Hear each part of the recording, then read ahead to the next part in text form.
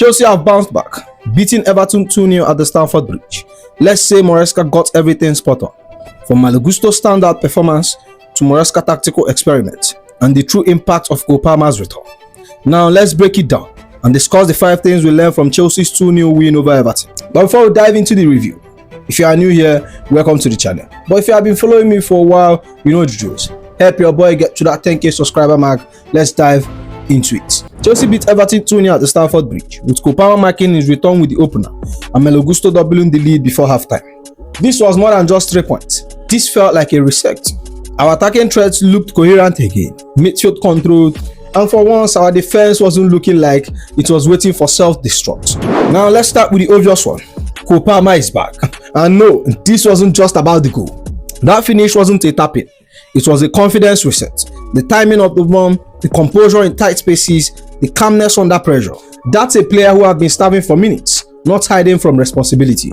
In 58 minutes, Palmer reminded us why he's the first name on the team sheet when he's fit. We finished with an 8.1 rating, 1 goal, 2 key passes, 79 pass accuracy, 1 shot, 1 on target. Efficiency, no wasted touches, no forcing movement.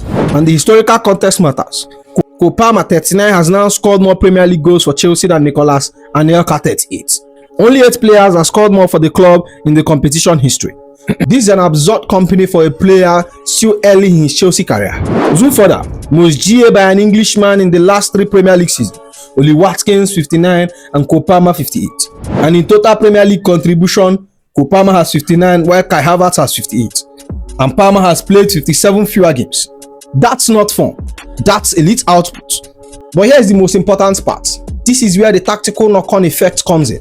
Cole Palmer's presence stretched Everton immediately. They had to respect their movements in half spaces, which put defenders inside and opened lane for our fullbacks. And advanced midfielders. Suddenly our build-up had layers again. Suddenly we weren't predictable. This is why I always say Cole Palmer isn't just a scorer. He's a creative fulcrum. He links play inside the box, he occupies defenders between the line, he gives Enzo Maresca a player who can finish and facilitate in transition. When Palmer plays, our chance volume goes up. That's simple. And yet, he wasn't even at his full throttle. After the game, Cole Palmer himself admitted, "I won't say I'm at my best. I'm still dealing with an injury. Hopefully it gets better and better. But there is still a bit to go." That should scare the league. Now, while Palmer was connecting the dots and making the whole attack look lively, not everyone was matching the energy. Let's talk about the elephant in the room, Alejandro Garnacho. On paper, the numbers are ugly. 6.1 rating, 4 shots, 3 big chances missed. He joined a very specific list this season. Players to miss 3+ big chances in the Premier League this season. Alejandro Garnacho versus Everton, Erling Haaland versus Newcastle, Joao Pedro versus Tottenham, João-Philippe Mateta versus Bournemouth, João-Philippe Mateta versus Liverpool. So the end product was rubbish, no way around it. But here is where I'm not throwing the baby out of the bathwater. On eye test, Garnacho was consistently questioning Everton's backline. His movement caused problem, his willingness to attack spaces matter. The issue, and it's not new, is that the final action is inconsistent. And for me, this isn't shocking. We know it can be frustrating. For me, the takeaway is simple. The threat is real, but the execution must improve. Palmer raises the ceiling of the attack. Garnacho still needs to raise his level. And that contrast tells you everything about where this Chelsea side is right now. Which brings me to the second thing we learned, the midfield masterclass. This was a midfield performance built on discipline, not drama. For long spells, we controlled the tempo, and it started with the double pivot of Enzo Fernandez and Reece James. They didn't just recycle pass for the sake of it. They won second ball, managed transition properly, and then moved the ball quickly enough to stretch Everton's shapes side to side. Everton wanted to press, but we didn't let them. The shocking part, Reece James just completed 390 minutes performance in the space of a week. This hasn't happened in a long time, and honestly, that's what gives me hope. Not just the performance, but the availability. James dropped a 7.1 rating, 89% pass accuracy, 1 key pass, 2 shots, 1 on target, 5 recoveries, 4 ground duel won, 1 interception, 2 defensive contribution. This wasn't vintage wing-back flying Reece James. This was a controlled Reece James sitting in midfield, offering an outlet, protecting the backline and stepping in at the right moment. No reckless overlaps, no forced Hollywood balls, just intelligence. Alongside him, Enzo Fernandez did what Enzo does best when the structure is right. A 7.3 rating, 1 big chance created, 1 key passes, 1 accurate crosses, 81% accurate passes, 2 shots, 1 on target, 4 defensive contribution, 1 tackle won, 2 interception, 1 clearance, 7 recoveries, 3 ground duel won, 1 area duel won. This was Enzo playing between the lines of responsibility, progressing play without abandoning his defensive duties. He wasn't asked to do everything, and because of that, he actually did his job well. And here is the key context. This was all without Caicedo, whose suspension expires after this game. Even without our midfield destroyer, we still finished with a 58% ball possession, 17 shots, 5 big chance created, 2.29 xg versus 1.10 xg for Everton. That tells you everything. The result: Everton were pinned deeper, their pressing triggers were neutralized, and we found progressive passes into half spaces more consistently. The balance allows Maresca to rotate within the midfield, one player stepping up to press, another dropping to receive, without the structure collapsing. That's not just control, that's repeatable control. For me, the biggest takeaway is that the midfield setup is a blueprint. It's how we protect narrow leads, it's how we grind home games down, and how we turn dominant spells into comfortable win instead of nervous endings. Now, if we add Caicedo back to this, now we are talking about something serious, which brings me to the third thing we learned: Maresca on the wheel. Tactically, this wasn't players bailing out the manager. This felt like Maresca's team. From the first whistle, the structure was deliberate, controlled spacing, clever rotation, and substitution that prioritized game management, not chaos. This was the starting 11. Sanchez, Gusto, Fofana, Chalobah, Cucurella at the back. A midfield of James and Enzo, an attack of Neto, Palma, Garnacho, and Joao Pedro. The selection wasn't about names, it was about energy and balance. Maresca picked players who fit the plan, then gave them a very clear instruction. Our fullback weren't just bombing forward aimlessly, they were inverting or overlapping at the right time, depending on Everton's press. Gusto and Cucurella stepping into the midfield was key. Cucurella in particular quietly had a strong game, a 7.1 rating, 96% pass accuracy, 5 defensive contribution, 3 clearance, 3 recoveries, 1 key pass. That positional discipline allowed us to stay compact when Everton tried to push numbers forward. No line stretched, no panic defending, just control. And the numbers backed up the managerial claim. Chelsea are unbeaten in their last 149 Premier League games when ahead by 2 goal plus at the halftime. This doesn't happen without game management. Add the historical dominance at Stamford Bridge. Chelsea's last 31 Premier League games against Everton at Stamford Bridge: 62 goals, 20 conceded, 17 clean sheets. The Blue longest unbeaten run against an opponent in their league history.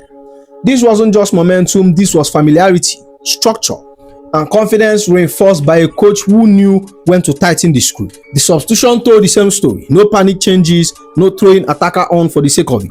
Fresh leg came in the midfield at the right moment, preserving control rather than inviting pressures. Maresca chose when we press and when we suffocate spaces, and that's the difference between surviving games and seeing them out professionally. And after everything said in recent days, Maresca made it personal post-match. Since I joined the club, the last 48 hours has been the worst. Since I joined the club, because many people didn't support us. That matters, because performances like this are how a coach reclaims authority, not with speech, but with structure, with calm, with a plan executed as designed.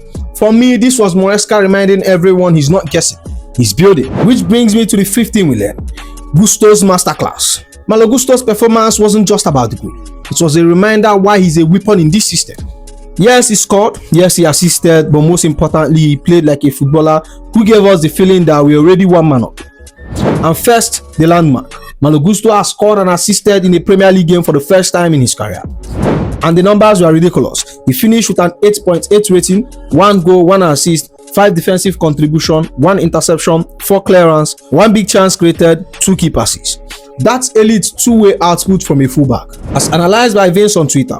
And this is what's highlighting: Gusto is starting to look more comfortable in the middle, and we easily forget that most of these guys are still young and will keep improving. A goal and assist, and that's the first time in his pro career. That comfort is key point. Gusto's goal summed up what makes him special, and this wasn't about technique alone.